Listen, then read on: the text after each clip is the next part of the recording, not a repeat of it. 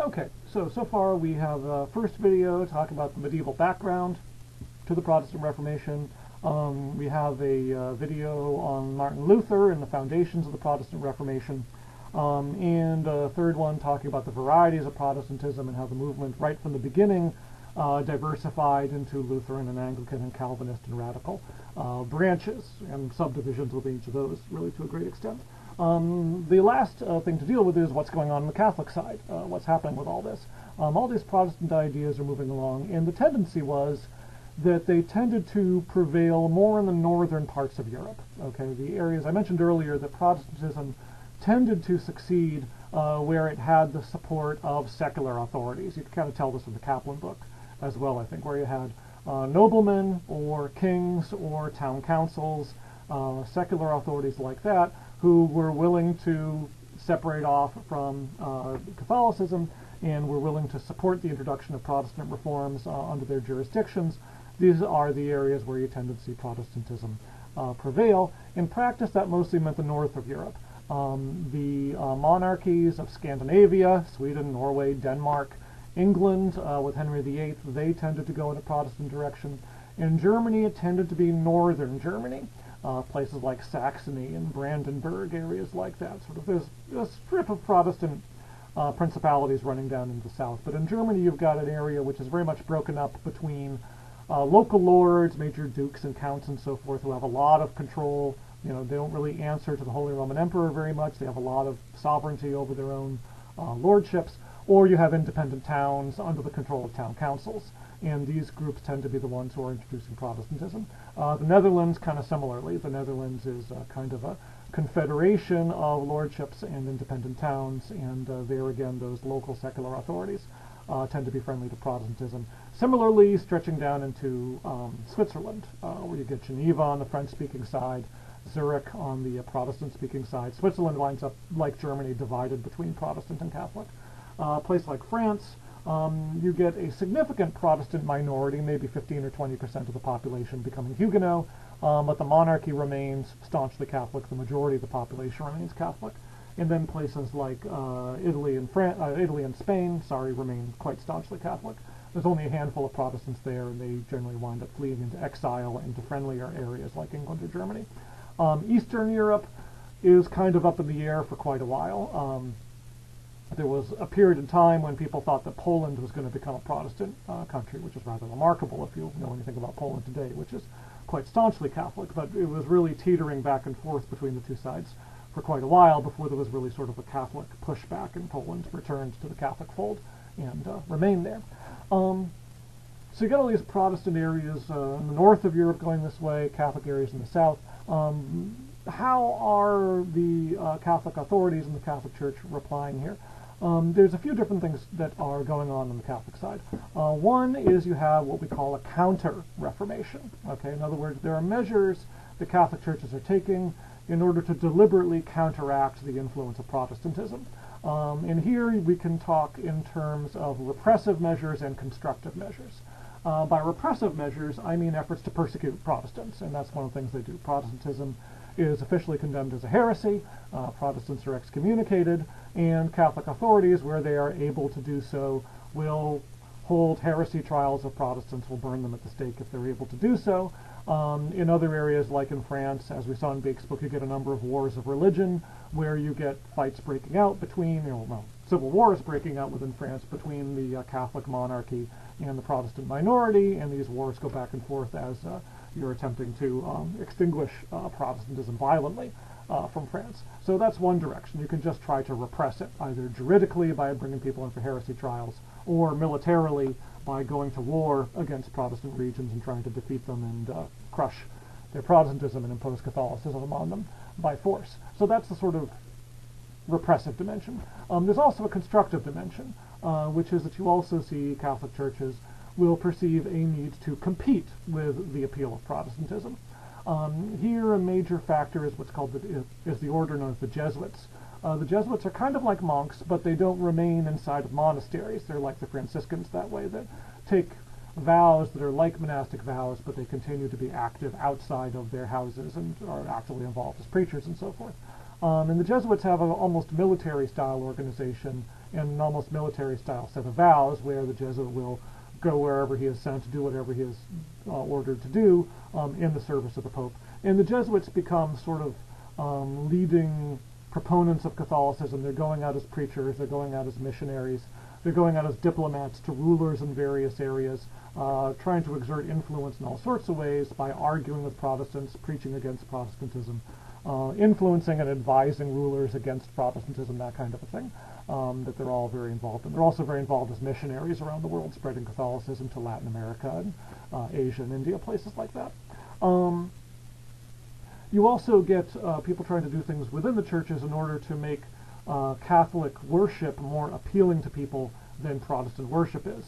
And here especially, this is where if you compare Catholic churches to the Calvinist branch, we've got Calvinist churches around like in France. The Calvinists were very concerned about idolatry. They were very concerned about the idea that images in the church, statues, saints, stained glass windows, all this stuff, which was very beautiful, was also very tempting and would draw people into worshiping the object rather than the God that the object was supposed to remind you of. And so Calvinists tended to try to purify churches by stripping away all this imagery. They would smash stained glass windows, they would chop up images of saints, all this kind of thing, and sort of boil churches down to these bare whitewashed walls, very Spartan, very simplistic. You know, you think about Puritan New England, those Congregationalist churches, all very sort of, you know, bare bones, minimalist, so there was nothing to distract you from the preaching of the word, right? Calvinists really focused on text and on preaching rather than on imagery and, you know, physical sensations. Well, Catholics sort of recognized a bit of an opportunity here by saying, well, that's all pretty boring, right? Come to a Catholic church and it's going to be much more exciting. It's going to be beautiful. There's going to be gold. There's going to be pictures. There's going to be imagery. There's going to be tapestries. We're going to have choirs and orchestras playing. If you look at Baroque art, and you know, just if you're not familiar with it, go and Google it and look up some images. Catholic churches start paying for very elaborate, very ornate, very sensuous ornamentation for the church. The Catholic Mass becomes more elaborate, more ritualized, more stylized and performative with all this beautiful music going along with it, and incense going, and there's gold and there's silver and there's jewel encrusted crucifixes and all this kind of a thing, and it's all just, you know, really cool to be in there, basically, you know, just because of all this sheer aesthetic appeal, you know, all the artistry that goes into it. So you also see a lot of art, a lot of music, a lot of this sort of sensory appeal that the Catholic Church is putting out there, which is partly intended literally to compete with Protestantism and say, look, you know, our churches are going to be much more interesting to be in than those other churches are, and this is really the place where you want to be. So you get Counter-Reformation, Catholics taking steps against Protestantism, both in a repressive direction and in a constructive direction there. The other dimension of what's going on in the Catholic Church is what we call the Catholic Reformation, and this is sort of a bigger, broader phenomenon. Used to be historians really talked about Counter-Reformation all the time, but in the last generation or two there's been more of an acknowledgement that you also have a lot of interest in reform going on in the Catholic Church that's not all just anti-Protestant. Okay, some of it is. You know, some of the stuff I've talked about is deliberately intended to repress Protestantism or compete with Protestantism. But you also see people saying, yeah, there are things that need reforming. There are things that could be done better. There are things that we need to change. So a lot of this Catholic Reformation side really comes out of the Council of Trent, which is a church council that meets actually a number of meetings over a number of decades. Doesn't get started until the 1530s, by which time Protestantism had already been spreading for 20 years, then goes on for another 20, 30 years of meetings off and on over the next several decades at the Council of Trent, sort of 3 major sessions, each of which constitutes multiple annual meetings that go on. The early meetings of Trent are largely just to condemn Protestantism, and they kind of go through the motions of holding a debate over it, but really Protestants had already been called heretics and have already spread, and the Catholic Church just goes out and condemns them. Doesn't have too much of an effect because there's already been 20 years of Protestant growth by that time, and it's really too late to put the genie back into the bottle. But they do sort of make that step of saying we're not going to go the Protestant direction, we're not going to implement Protestants' visions of what needs to change. We're going to condemn that as a heresy and be opposed to it. But the second and third sessions of the Council of Trent start asking, well, what does need to be reformed in the church? What do we need to change? And they do start looking at various kinds of measures that they need to change. One of the things that they're concerned about is that there's a lot of corruption in the church, in the local churches, because with the diversity of the church, you've got so many institutions and chapels and monasteries and chantries and nunneries and so forth that have various kinds of privileges which basically make them immune to any kind of oversight or discipline. And a lot of them are just becoming somebody's cash cow or somebody's private country club, are not necessarily fulfilling any kind of a mission.